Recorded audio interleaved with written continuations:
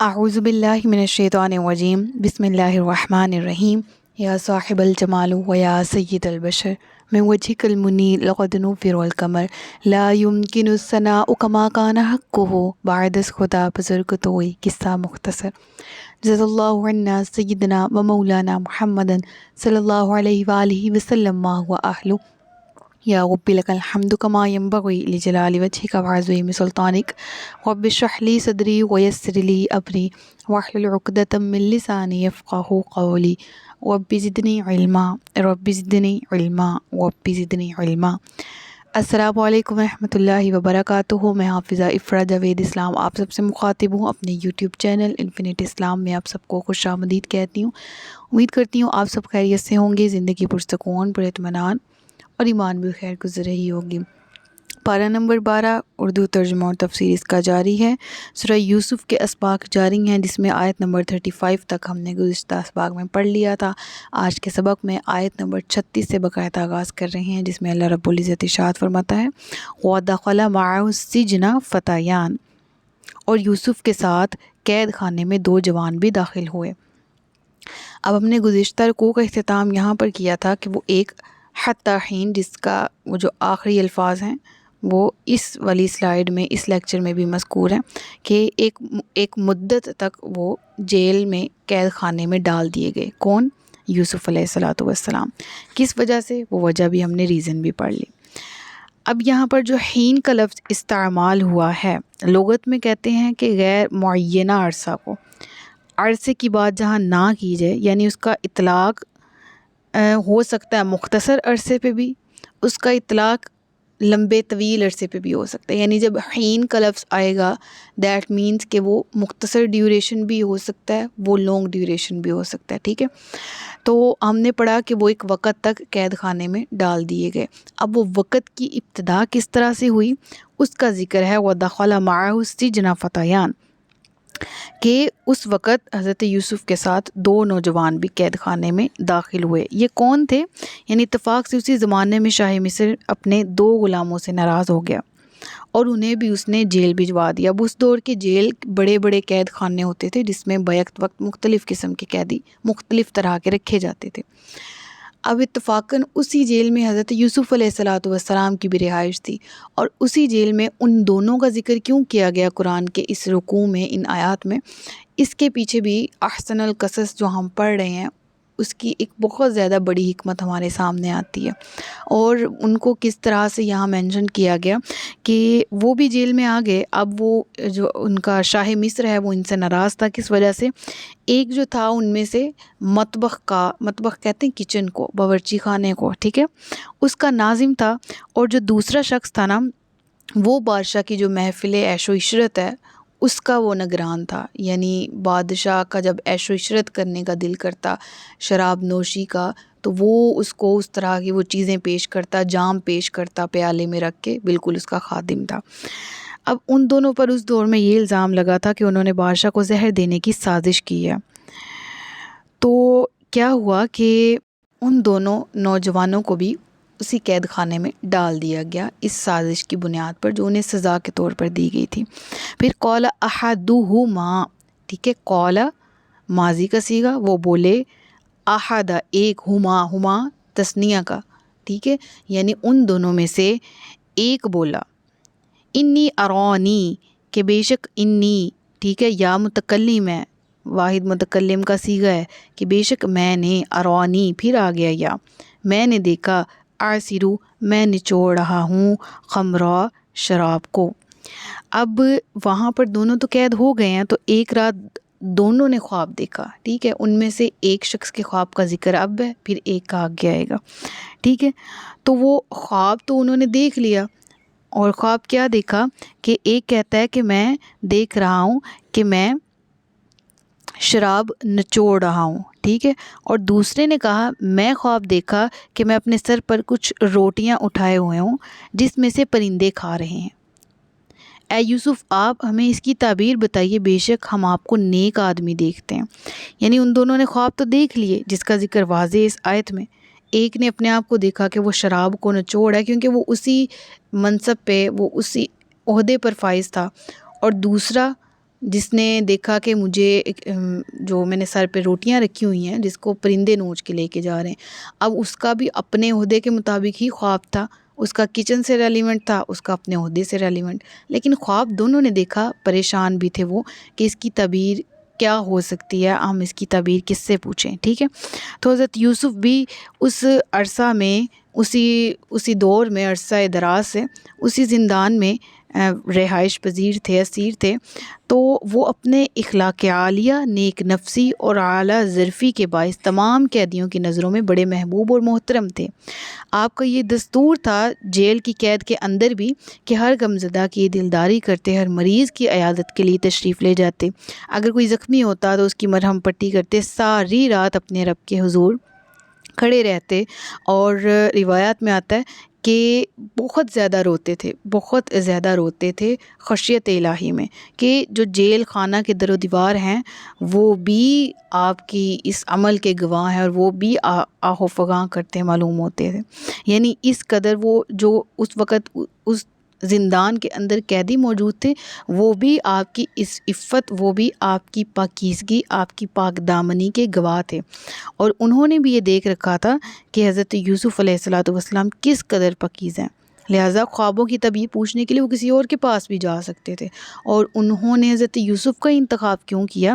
آپ کی اعلیٰ ظرفی، آپ کے اعلیٰ کمال کو دیکھتے ہوئے، جو آپ اس ڈیوریشن میں رہ کے لوگوں کے سامنے آپ کا کردار آیا تھا، اس وجہ سے، تو اس لیے انہوں نے آ کے کہا کہ حضرت یوسف علیہ السلام کے جب وہ پاس آئے، انہوں نے کہا ہم آپ کو محسن سمجھتے ہیں، ہمارے خواب ہم نے کچھ دیکھے ہیں، اس کی تعبیر پوچھنے کے لیے ہم آپ کی خدمت میں حاضر ہوئے۔ یعنی انہوں نے ڈائریکٹ اس لیے آ کے نہیں پوچھا کہ ان کو علم تھا کہ حضرت یوسف خوابوں کی تعبیر بتا دینے پر قادر ہیں، یا ان کو ان کا تعارف پتہ تھا کہ یہ ابن یعقوب ہیں، ابن اسحاق ہے، ابن ابراہیم ہیں، وہ تو بس آپ کا کردار دیکھتے ہوئے آئے تھے، آپ کی اعلیٰ ظرفی دیکھتے ہوئے تھے۔ یعنی معلوم یہ ہوتا ہے کہ حضرت یوسف جیل میں بھی ایسی پاکیزہ زندگی بسر کر رہے تھے کہ آپ کے پاس رہنے والے قیدی بھی آپ کو محسن کے لقب سے یاد کرتے تھے، ٹھیک ہے۔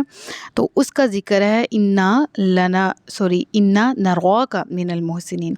پھر آگے اگلی آیت ہے، آیت نمبر 37، قال لا یأتیکما طعام ترزقانہ الا نبأتکما بتأویلہ قبل ان یأتیکما۔ فرمایا تمہیں جو کھانا دیا جاتا ہے وہ تمہارے پاس نہیں آئے گا مگر یہ کہ اس کے آنے سے پہلے میں تمہیں خواب کی تعبیر بتا دوں۔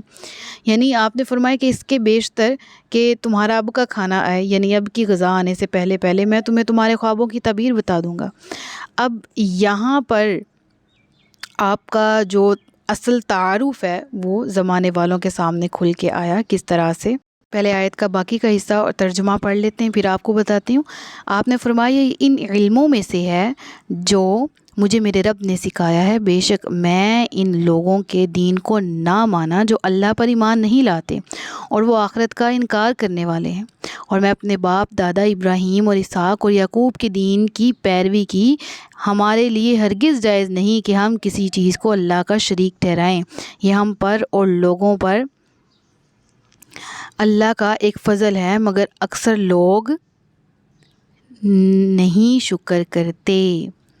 اب دیکھیں یہاں پر آپ نے اپنا حقیقی تعارف کروایا، یعنی اب سے پہلے کتنے ظلم و ستم آپ پر ہوئے، کبھی اندھیرے کنویں میں پھینکے گئے، کبھی وہاں کے مسافروں کے ہاتھ لگے، پھر ان کے ہاتھ بکے مصر کے بازار میں، پھر جو زلیخا نے آپ پر کسی بھی طرح سے تہمت لگانے کی کوشش کی، الزام تراشی کی، آپ کو اپنی طرف مائل کرنے کی کوشش کی، اور لوگوں نے آپ پر الزام بھی لگایا، زلیخا کے الزام کی وجہ سے آپ جیل خانے بھی آئے اور ایک عرصہ دراز سے یہاں پر زندگی بھی بسر کر رہے ہیں، لیکن اس ڈیوریشن میں آپ نے کبھی بھی اپنی زبان سے یہ نہیں الفاظ ادا کیے، اپنا تعارف نہیں کروایا لوگوں کو، تاکہ اللہ تبارک و تعالیٰ کی طرف سے جو حکمت تھی وہ پوری ہو سکے۔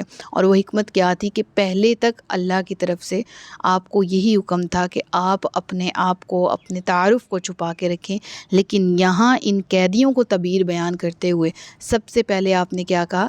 مجھے یہ علم میرے اللہ نے سکھایا ہے۔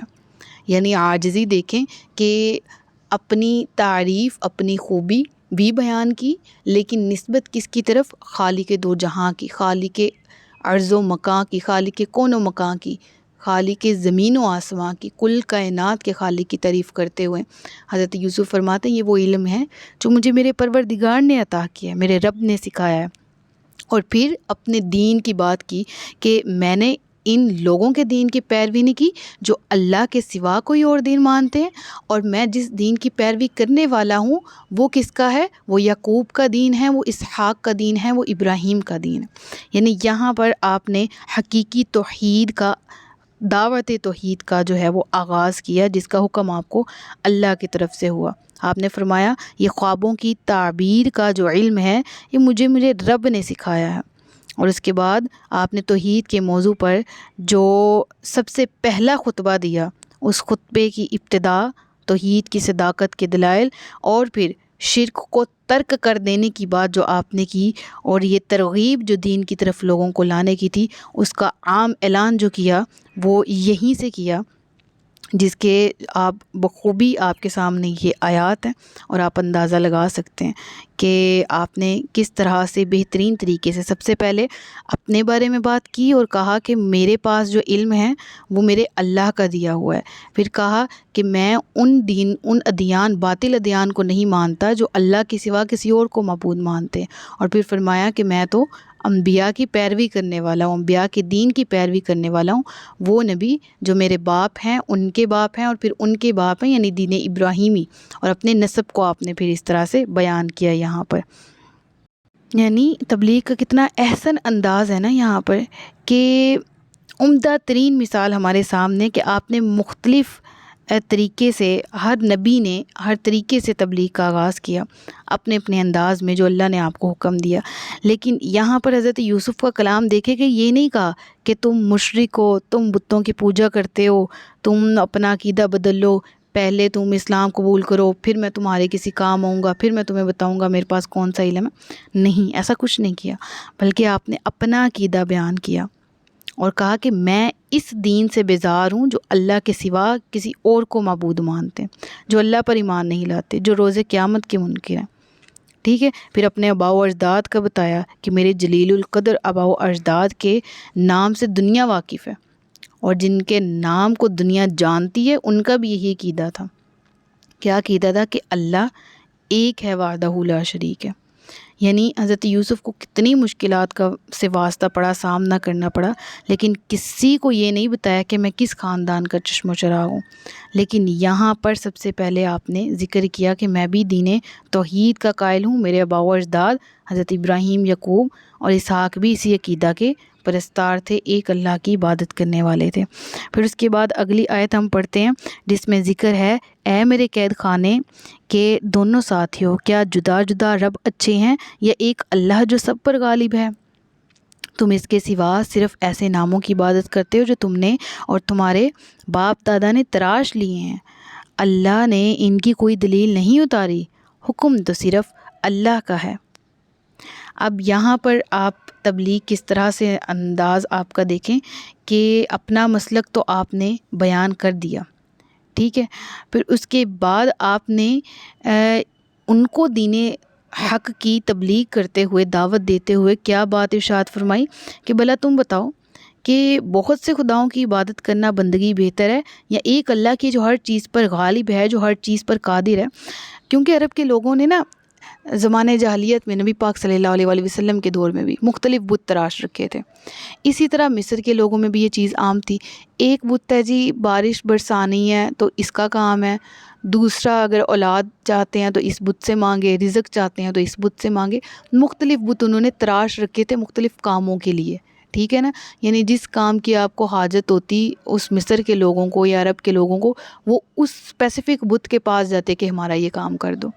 تو ہمیں یہ تاریخ مصر میں بھی ملتی ہے کہ حضرت یوسف کے دور میں بھی ایسا تھا کہ لوگوں نے مختلف بت تراش رکھے تھے، کچھ اپنے پاکٹس میں رکھتے تھے، کچھ ہم نے قرآن میں ذکر نہیں پڑھا کہ تری میں جب یعنی سمندر میں سفر کرتے تو ان کو اپنی پاکٹس میں رکھتے تھے کہ یہ ہماری آفتوں سے حفاظت کریں گے، پھر جب طوفان آتا تو بتوں کو پھینک دیتے، کہ معلوم تھا کہ حقیقی الہ اللہ ہے، اور کہنا کہ ہم خشکی کی طرف لوٹ جائیں گے تو صرف تیری عبادت کریں گے، پھر طوفان سے نجات ملتی، لوٹتے، پھر اپنے دین کی طرف بھاگ جاتے، پھر دین اسلام سے روگردانی کرتے۔ تو یہ اسی سارے سینیریو کا یہاں پر ذکر ہے کہ حضرت یوسف فرماتے ہیں زیادہ جو تم زیادہ معبود بنائے پھرتے وہ بہتر ہے یا ایک جو قادر ہے، جو جس کی قدرت تمام چیزوں کو گھیرے ہوئے ہے۔ کیا مراد ہے اس سے؟ یعنی وہ ایک الہ جو کہ تمام کام کر سکتا ہے، جو کہ تمام کام کرنے کی طاقت رکھتا ہے۔ وَإِذَا قَضَىٰ أَمْرًا فَإِنَّمَا يَقُولُ لَهُ كُن فَيَكُونُ۔ ٹھیک ہے، تو اس چیز کا ذکر کیا گیا کہ وہ تمہیں بچے بھی عطا کرتا ہے، شفا بھی دیتا ہے، رزق دینے والی ذات بھی وہ ایک، بارش بھی وہی برساتا ہے، وہ تو ہر چیز پر غالب۔ تو کیا یہ بہتر ہے کہ ایسے ایک خدا کی بندگی کا اعتراف کیا جائے جو ہر چیز پر قادر ہے، یا ایسے مختلف خداؤں کو مانا جائے جو تمہارے عقیدے کے مطابق محدود اختیار رکھتے ہیں، تھوڑا اختیار رکھتے ہیں؟ کوئی کچھ کر سکتا ہے، یعنی اگر کوئی بارش برسا سکتا ہے تو وہ اولاد نہیں دے سکتا، کوئی اولاد دے سکتا ہے تو وہ رزق نہیں دے سکتا، اس طرح۔ ٹھیک ہے، تو ان کے باطل عقیدے کی یہاں تردید کی گئی اور حق اپنانے کی یہاں دعوت دی گئی۔ اب یہاں پر کتنی پیاری آیت ہے، آیت کا یہ جو حصہ ہے، ان الحکم الا للہ، نہیں حکم مگر اللہ کا، نہیں بادشاہی مگر اللہ کی، نہیں حکومت مگر اللہ کی، دنیا کی سلطنتیں، دنیا کی عزتیں، دنیا کی حکومتیں، وَتُعِزُّ مَن تَشَاءُ وَتُذِلُّ مَن تَشَاءُ۔ رب فرماتا ہے تُؤْتِي الْمُلْكَ مَن تَشَاءُ وَتُعِزُّ مَن تَشَاءُ وَتُذِلُّ مَن تَشَاءُ بِيَدِكَ الْخَيْرُ إِنَّكَ عَلَىٰ كُلِّ شَيْءٍ قَدِيرٌ۔ یہ تو دنیاوی حکومتیں ہیں نا جو آتی جاتی بدلتی ہیں، لیکن حقیقی حکومت، حقیقی حکم جو ہو کر رہنا ہے، وہ کام جو اللہ نے طے کیا ہے، اس کو، اس امر کو مکمل ہونا ہی ہے، وہ کس کے لیے ہے؟ وہ خالص اللہ کے لیے ہے۔ توحید کے لائق کون ہے؟ صرف اللہ۔ قادر کون ہے؟ صرف اللہ۔ حکومت کس کی؟ صرف اللہ کی۔ اور بروز قیامت بھی جب تمام حکومتیں، تمام دنیا کی یہ جو آسائشیں ہیں اور یہ دنیاوی لوگ جو رہائش پذیر ہیں یہاں پر، ہم سب سمیت جو کہتے ہیں کہ شاید ہمیں ہمارا یہ جو مال ہے وہ ہمیں بچا لے گا بروز قیامت سے، یحسب ان مالہ اخلدا، کہ گمان یہی کرتے ہیں ہم بھی کہ ہمارا مال شاید ہمیں دنیا میں ساری زندگی رکھے گا، لیکن حقیقت ایسی نہیں۔ جو حقیقت ہے وہ یہ آیت، اس آیت کا ورد بھی کرتے چلتے پھرتے کیا کریں۔ یہ آیت آپ کا توکل بڑھاتی ہے، یہ آیت آپ کی، یہ جو آیت کا حصہ ہے یہ آپ کی اللہ سے محبت بڑھاتا ہے، یہ آپ کی انزائٹی کو کم کرتا ہے کہ حکومت تو صرف اللہ کی ہے، وہ کسی کے ساتھ زیادتی نہیں ہونے دیتا، وہ ناانصافی نہیں ہونے دیتا، وہ ظلم نہیں ہونے دیتا، وہ خود ظلم سے پاک ہے۔ ٹھیک ہے، تو پڑھتے رہا کریں، مجھے تو بہت سکون ملتا ہے اس کا ورد کر کے۔ اللہ تعالیٰ ہم سب کو وہ قلبی سکون عطا کرے۔ پھر کہا اس نے حکم دیا ہے کہ اس کے سوا کسی کی عبادت نہ کرو، یہ سیدھا دین ہے۔ اس کے بعد ارشاد فرمایا لیکن اکثر لوگ نہیں جانتے، یعنی اب یہاں پر تبلیغ کا جو صاف طور پر آپ نے اظہار کر دیا اور کہا کہ وہ اللہ ایک ہے، اس کے سوا کسی اور کی عبادت نہ کرو۔ وہ ایک اللہ ہے جو تمام عبادتوں کے لائق، تمام بلندیوں والا، اور تمام قسم کی تعریفیں اسی کے لیے ہیں۔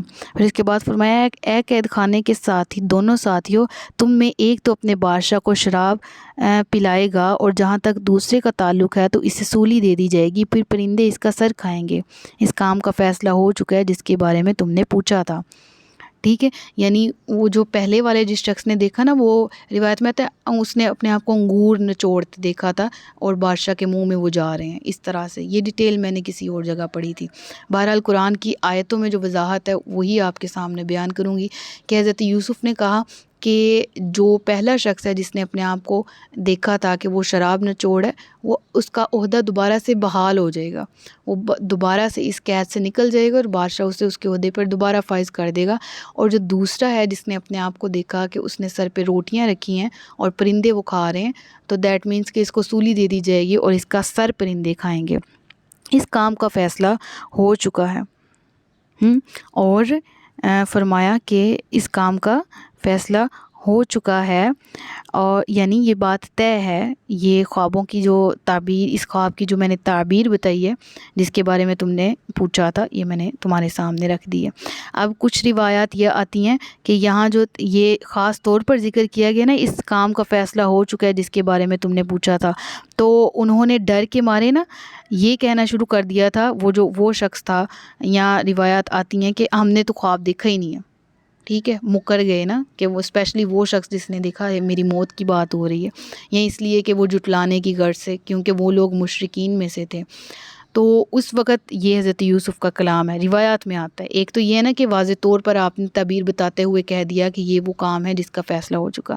ایک میں آتا ہے کہ پھر انہوں نے جب ایسے مکرنے کی کوشش کی تو آپ نے کہا یہ تو فیصلہ ہو گیا ہے، تعبیر تو میں نے بتا دی ہے، ہوگا تو ایسا ہی ہوگا جس کے بارے میں تم نے پوچھا تھا میں نے تمہیں بتا دیا۔ پھر اس کے بارے میں، اور یوسف نے جس کے بارے میں گمان کیا کہ ان دونوں میں سے وہ بچ جائے گا، اسے فرمایا، کیا فرمایا کہ اپنے بادشاہ کے پاس میرا ذکر کرنا۔ تو شیطان نے اسے اپنے بادشاہ کے سامنے یوسف کا ذکر کرنا بلا دیا، تو یوسف کئی برس جیل میں پڑے رہے۔ اب یہاں کس بات کا ذکر ہے؟ یہاں اس امر کا ذکر ہے کہ وہ جس کا حضرت یوسف نے گمان کیا تھا نا، یعنی وہ جو تعبیر خواب کی تھی کہ یہ بچ جائے گا، آپ نے اس سے کہا کہ تم باہر جا کے بادشاہ سے میرا ذکر کرنا۔ اب ذکر کرنے سے کیا مراد ہے، اس کی ڈیٹیل آگے اگلے رکوع میں انشاءاللہ آئے گی کہ کس طرح بادشاہ نے جب آپ کو رہائی کا حکم دیا تو حضرت یوسف نے پہلا کام یہ کہا کہ پہلے تفتیش کروائی جائے، تحقیق کروائی جائے کہ جو اس وقت ہوا تھا، جو مجھے الزام مجھ پہ لگایا گیا میرے کردار پہ، وہ سچا ہے کہ نہیں ہے۔ تو اس وقت مصر کے ایک ایک دیوار نے، ایک ایک ذرے نے گواہی دی تھی آپ کی طہارت کی، آپ کی پاکیزگی کی، کہ یوسف سچے تھے، زلیخا جھوٹی تھی۔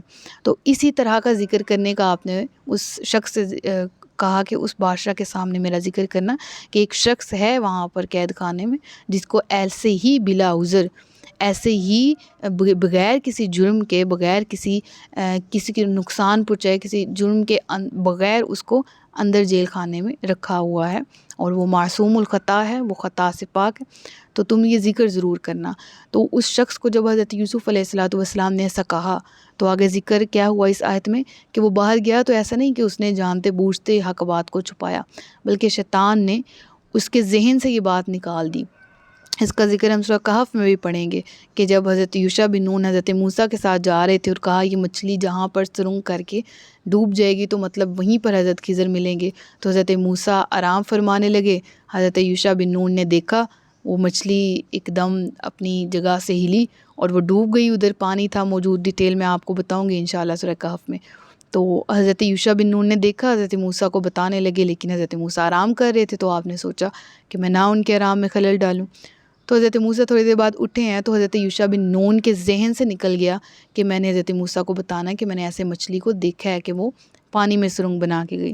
آپ مزید آگے چلتے گئے، آگے جا کے، بہت آگے جا کے حضرت موسیٰ نے جب مچھلی مانگی نا وہ کہاں ہے، تو حضرت یوشع بن نون کو یاد آیا کہ وہ تو پیچھے میں نے دیکھا تھا، وہ تو سرنگ بنا کے۔ تو حضرت موسیٰ نے فرمایا وہی تو مقام تھا جہاں ہم نے حضرت خضر سے ملنا تھا، پھر آپ وہاں سے واپس چل کے آئے، تو یہ حکمت تھی۔ تو اس وقت وہاں بھی ذکر ہے کہ شیطان نے ان کے ذہن سے، یعنی حضرت یوشع بن نون کے ذہن سے نکال دیا۔ مراد یہ ہے کہ اس کا کام ہوتا ہے نا کہ نیکی کے کام میں، خیر کے کام میں وہ خلل ڈال سکے، تو ایسا نہیں تھا کہ حضرت یوشع بن نون نے جانتے بوجھتے ان کو نہیں اٹھایا، حضرت موسیٰ کو ان کے ذہن سے نکل گیا۔ اسی طرح اس شخص کے بھی ذہن سے نکل گیا، وہ باہر گیا اور اپنی دنیا میں مگن ہو گیا، اپنی رہائی کو وہ انجوائے کرنے لگا، اور ایک عرصہ دراز مزید گزر گیا، حضرت یوسف قید خانہ میں ہی رہے، اور یہ اللہ کی حکمت تھی، مشیت تھی، جس کو پورا ہو کر ہی رہنا تھا۔ آگے کیا ہوا، اس طرح ایک عرصہ گزر جانے کے بعد بھی اس کا ذکر ہم انشاءاللہ اگلے رکوع میں کریں گے۔ اپنا بہت سا خیال رکھیے گا، مجھے دعاؤں میں یاد رکھیے گا۔ صدق اللہ العلی العظیم و صدق رسولہ النبی الکریم و نحن علی ذلک من الشاہدین والشاکرین وما علینا الا البلاغ المبین۔ تاجدار ختم نبوت زندہ باد۔